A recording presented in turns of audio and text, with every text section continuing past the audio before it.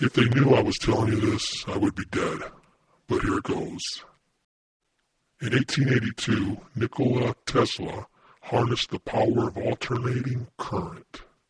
He also invented the first radio receiver around this time and began receiving extraterrestrial communications.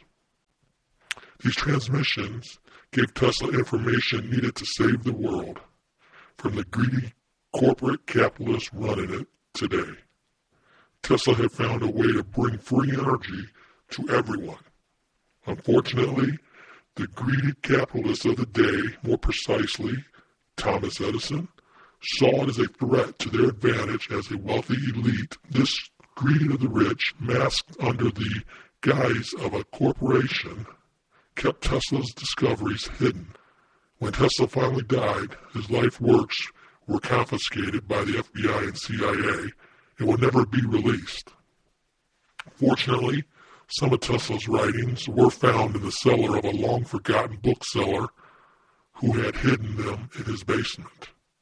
I now bring you the Resurrecting Tesla to tell you about these writings. In my boyhood, I suffered from a peculiar affliction due to the appearance of images, often accompanied by strong flashes of light, which marred the sight of real objects and interfered with my thoughts and action. They were pictures of things and scenes which I had really seen, never those imagined. When a word was spoken to me, the image of the object it designated would present itself vividly to my vision, and sometimes I was quite unable to distinguish whether what I saw was tangible or not. To give an idea of my distress, suppose that I had witnessed a funeral or some such nerve-wracking spectacle. Then, inevitably, in the stillness of night, a vivid picture of the scene would thrust itself before my eyes and persist despite all my efforts to banish it from my innermost being. I also began to see visions of things that bore no resemblance to reality. It was as if I was being shown ideas of some cosmic mind waiting to make real its conceptions. I soon discovered that my best comfort was attained if I simply went on in my vision further and further, getting new impressions all the time. And so I began to travel, of course, in my mind, every night, and sometimes during the day, when alone. I would start on my journeys, see new places, cities, and countries, live there, meet people, and make friendships and acquaintances. And, however unbelievable, it is a fact that they were just as dear to me as those in actual life, and not a bit less intense in their manifestations. This I did constantly until I was about 17, when my thoughts turned seriously to invention. Then I observed to my delight that I could visualize with the greatest facility.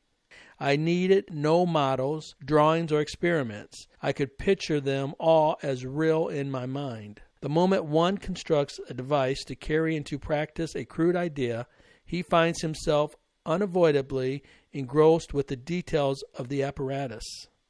As he goes on, improving and reconstructing, his force of concentration diminishes and he loses sight of the great underlying principle. Results may be obtained, but always at the sacrifice of quality. My method is different. I do not rush into actual work. When I get an idea, I start at once building it up in my imagination. I change the construction, make improvements, and operate the device in my mind. It is absolutely immaterial to me whether I run my turbine in thought or test it in my shop. I even note if it is out of balance. There is no difference whatsoever. The results are the same.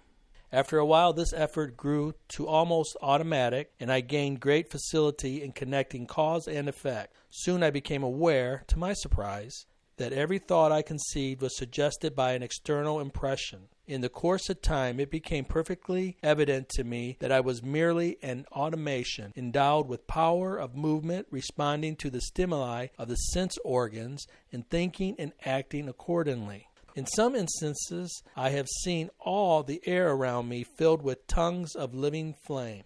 One afternoon, I was enjoying a walk with my friend in the city park and reciting poetry. At that age, I knew entire books by heart, word for word. One of these was Goethe's Faust, The sun was just setting and reminded me of a glorious passage.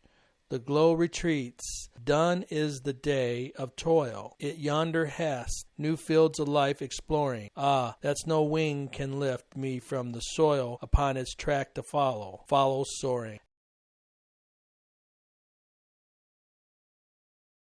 As I uttered these inspiring words, the idea came like a flash of lightning, and in an instant the truth was revealed. I drew with a stick on the sand the diagram shown 6 years later in my address before the American Institute of Electrical Engineers. The images were wonderfully sharp and clear and had the solidity of metal.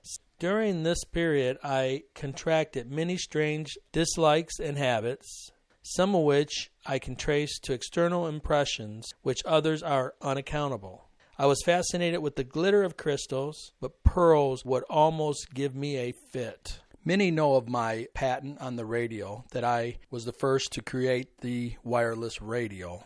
What they don't know is that I made contact. Even now, at times, I can vividly recall the incident, and I see my apparatus as though it were actually before me. My first observations positively terrified me, as there was present in them something mysterious, not to say supernatural, and I was alone in my laboratory at night. But at that time, the idea of these disturbances being intelligently controlled signals did not yet present itself to me. The changes I noted were taking place periodically, and with such a clear suggestion of number and order, they were not traceable to any cause then known to me. The nature of my experiments precluded the possibility of the changes being produced by the atmospheric disturbances, as has been rashly asserted by some. It was some time afterward when the thought flashed upon my mind that the disturbances I had observed might be due to an intelligent control. Although I could not decipher their meaning, it was impossible for me to think of them as having been entirely accidental. The feeling is constantly growing on me that I had been the first to hear the greetings of one planet to another. Others may scoff at the suggestion of communicating with one of our heavenly neighbors, or treat it as a practical joke, but I have been in deep earnest about it ever since I made my first observations in Colorado Springs. At the time, there existed no wireless plant other than mine that could produce a disturbance perceptible in a radius of more than a few miles. Furthermore, the conditions under which I operated were ideal, and I was well trained for the work. The character of the disturbances recorded precluded the possibility of their being of terrestrial origin. As I then announced, the signals consisted in a regular repetition of numbers, and sequent study convinced me that they must have emanated from Mars,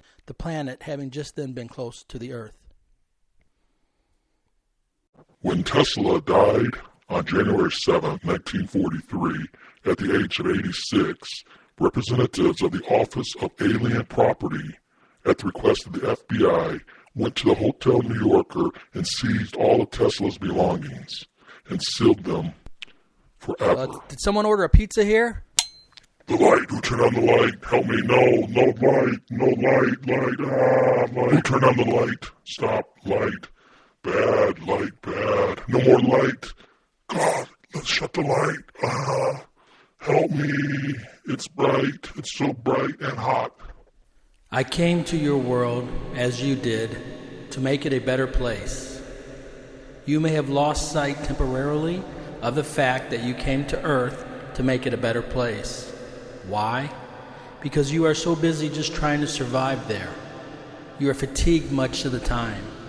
And speaking of time, it just flies by. I had this problem as well, and there were many times when I felt lost and depressed. But I did live my human lifetime to help enlighten its people, and you have also chosen this path. If you can leave your problems for a moment and fly above the trees, you will see Earth in your lifetime there in a clear perspective. Your higher perspective of the forest tells you that you are there for a reason, to make a difference. Do not lose your integrity, therefore. Gather your dignity about you, and never stop having that sense of fair play. Your power base is within yourself, not in the big corporations which attempt to run your life. They can never own you if you keep possession of your soul. They can never control your mind if you continue to allow your mind to be free and enlightened. The time is soon coming when their day will be over. The big international corporations are not eternal. Their greedy, cruel ways, selfishly trouncing on other humans, on nature's creatures, on the environment, and on the planet itself, will soon come to an end. Our day is coming, my fellow pioneer soul. My spirit, my persona hovers around earth in these days, assisting you when and where I can. This is partially why you feel intrigued with my character and my work. I attempt to channel messages to budding inventors and scientists, and I attempt to inspire spiritual seekers as well. A new dawn comes, and a world emerges in which we are not aliens. The vibrations of gentleness, enlightenment, curiosity, integrity, and justice will be the way it is. I thank you for your interest. Transmission from Tesla. Over.